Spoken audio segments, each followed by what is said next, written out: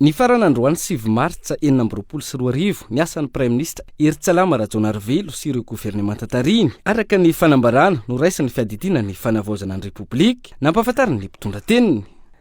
Izay zany araka ny fomba fiteny, miandry izay ho toy ny rehetra ny aminy hoe ho afaka 4 andro, 4 herinandro sa 4 volana.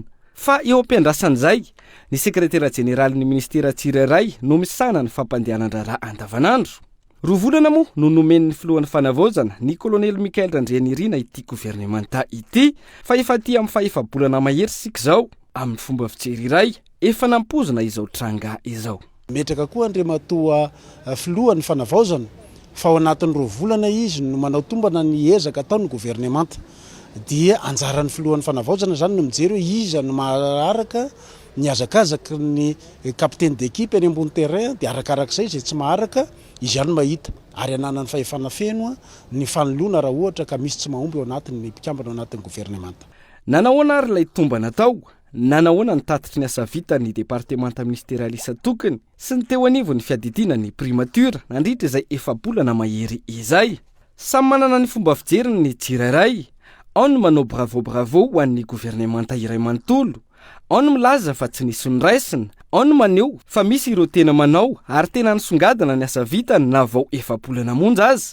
Fa misy koa nefa ireo milaza fa efa bolana be izao na ny ministra aza tsy mbola fantatra sy tsy hay mandrakandroany, toy izay ihany koa ny asany. Andro ny fahalalahana sy ny demokrasia izao ka samy manana ny heviny ny tsirairay. Ny hita raha ireo departemanta ministerialisa tokony, misy ireo nisafidiny tsy hanova mihitsy ireo mpiara-miasa aminy teo anivon'ny ministera ireo ministra. Izany hoe ny stafiny teo aloha ihany no mbola miara-miasa amin'ilay ministra nandritra izay efa bolana izay. Taoko ireo ny azakazaka nametraka ny ekipany ary nanalany teo aloha fa lazaina fa firongony sy ny sisa.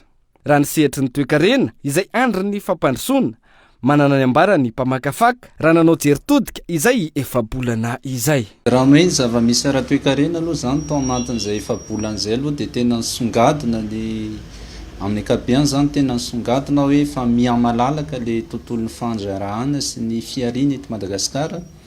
Raha oharina amin'ny hoe zava-misy teo aloha amin'ny resaka monopole, fifehezana olon-tokana, nisy ampiariana maro samihafa dia azo lazaina zany fa efa manomboka velim-panantenana ny mpandraraha eto Madagasikara.